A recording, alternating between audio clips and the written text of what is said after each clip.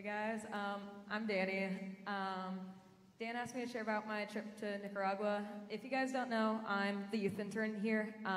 I've been serving here, working here since last August, so coming up on a year in about a month, which is really nice.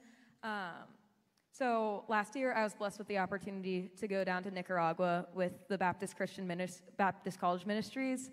I go to the one at UMW. It's out in Fredericksburg, where I live. And thankfully, this year I got to go back with the same kind of group of people. There was 4 or 5 of us that went last year that got to continue on this year, and that was amazing. We partnered with this group called Food for the Hungry. They are in a bunch of different countries. We go with Food for the Hungry, Nicaragua.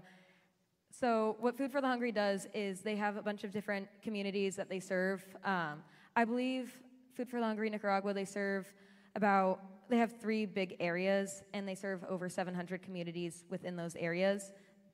By communities, those are villages, and likewise. The village that we go to is called Wana. Thankfully, we got to go back to the same village, same people, and throughout the week, we just get to learn about what Food for the Hungry is doing, and we get to be in partnership with these people. It's not a ton of hands-on work, but it's more so learning about what God's been doing in these people's communities and being able to come back and share testimony. Last year, we got to hear about their water project.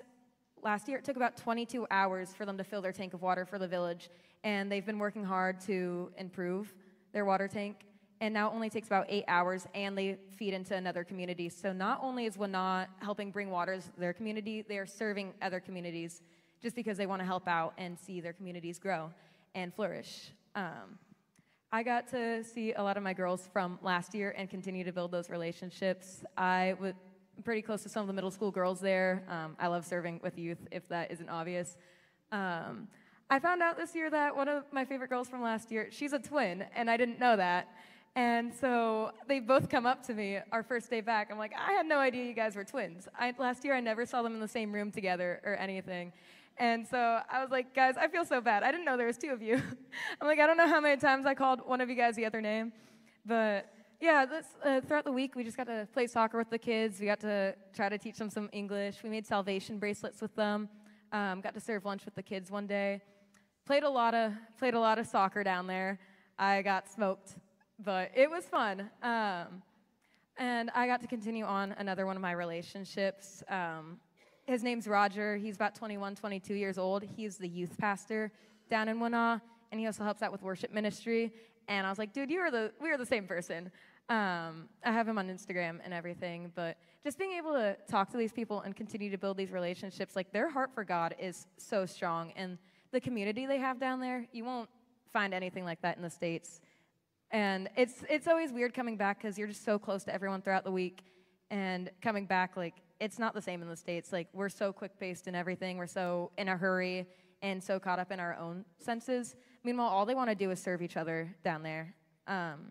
In a lot of villages in Latin America, the Catholic Church and Evangelist Church are often against each other, which sounds kind of weird, but in Guatemala, that was the case in the village we were in, and you hear about it all the time because there's issues with, like, oh, who's making the decisions right now? These churches, like, despite having different beliefs and everything, they're united under just serving God.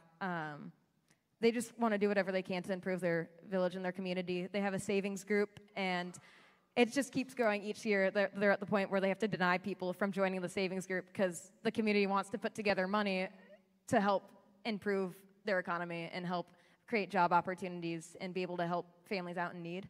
And so it's just been really cool being able to go back and hear about all the improvements they've been making last year, all the trash in the roads. And we spent like 3-4 hours just cleaning up a bunch of trash in the village last year.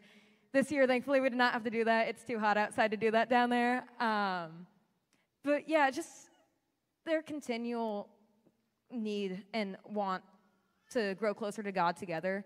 And that's Food for the Hungry's goal. Their goal is to be able to help support the village so that one day they won't need Food for the Hungry.